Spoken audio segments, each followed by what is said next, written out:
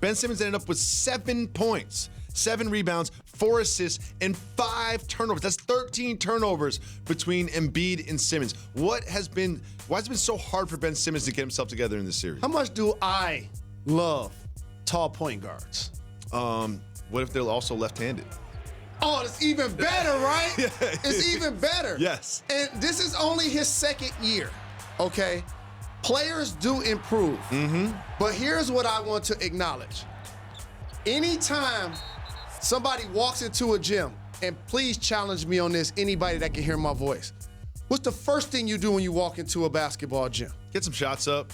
That's the first thing you do. Get some shots up. Right? It don't matter how Actually, old. you do too. Jalen, you taught me something with this too. You start close to the basket. Always. You start real close. You start real close just to get some going Finders. through. Yeah. And so that's the first thing you do. You could be in elementary school. You could be in middle school. You could be in high school. You could be in college. You could be in the NBA. So what does it tell me that a player of his talent that's had so many triple doubles, that's a great finisher at the hoop, that's a great slasher, that has amazing potential, what does it tell you that he won't attempt? Now look, people keep saying he can't shoot. That's one thing to not be able to shoot. Different. It's another thing not to attempt. It's not can't to shoot. make a shot. It's won't shoot. Correct. It's won't shoot. Correct. What does that tell you? It tells me that he has no confidence in his abilities. Boom. That's what it is. It's like even Rajon Rondo, even like he's developed a jump shot. Before he had one, he would still take them, especially in the rhythm of an offense. If you're alone, the ball gets swung to you, you put it up there. You name any guard in the history of the NBA.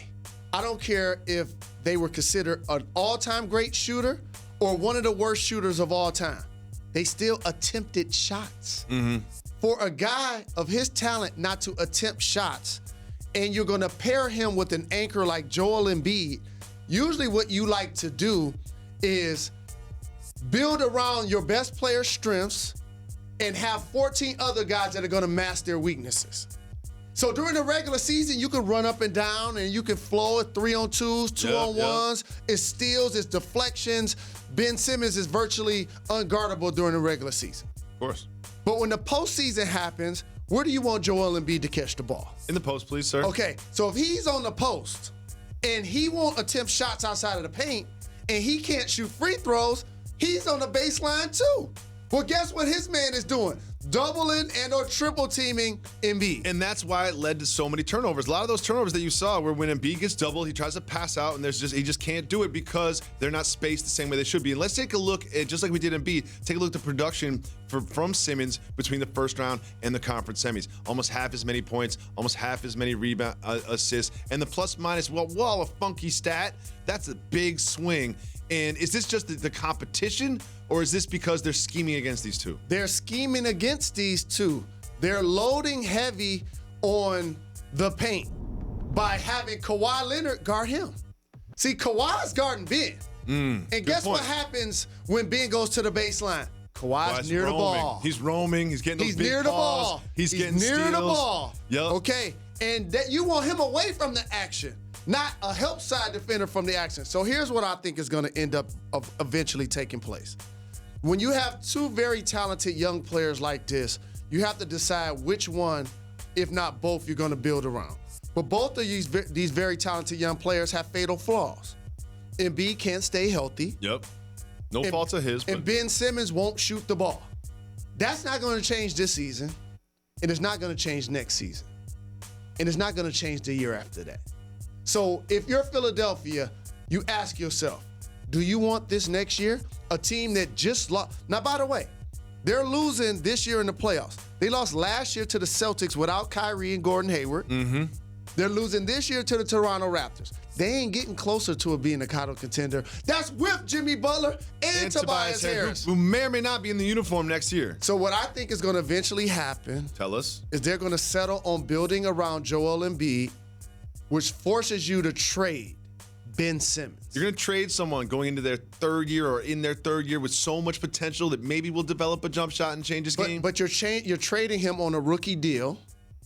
You're going to take a bad contract back, and you probably give a bad contract, but you should be able to yield an all-star in return.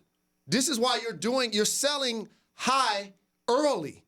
on a talented player, but you're acknowledging the fact that the geometry of the floor just won't work with my two best players. It's fair. It's fair to say. And also, you have to think about whether or not you're gonna extend Ben Simmons, whether you're gonna commit another 4 years, $200 million or whatever it's gonna be. We've spoken about the Sixers so much, but we have to take one moment just to celebrate Kawhi Leonard. He didn't have to put up 40 points to win this one because they almost won by 40. But you know what he did do? Dunked all over the Sixers. He had some impressive drives to the hole. Let's just watch Kawhi. It's a common denominator, number 21 in a lot of these videos. Look. Mm-hmm. Getting caught up in the screen there. And that action is happening on purpose. Look, continue to look at the action. 21. Here's 21. Oh yeah. Wasn't impeded that time. This is not an accident. Mm-hmm. Okay, so why is that? Kawhi Leonard is so very effective, so very efficient, so very strong that I'm glad people getting a chance to see him perform on the big stage again to elevate him back into who's the best player in the league type conversations. And him shooting the three and his rebounding, his ability to finish at the hoop and lock down on defense makes him the ultimate player in today's game. You know what that makes him? The king of the North. Now, I know you don't watch Game of Thrones, but he's the king of the North. He's got his hand of the king, Drake, right there. There he is, the king of the North, Kawhi Leonard. I love Game of Thrones so much. I might shed a tear if he leaves Toronto. Oh, do you think he's going to leave Toronto? That marriage looks so well on the floor. I appreciate the way Jurassic Park has embraced him, that country, their fans. Like, I hope long-term he decides to stay there.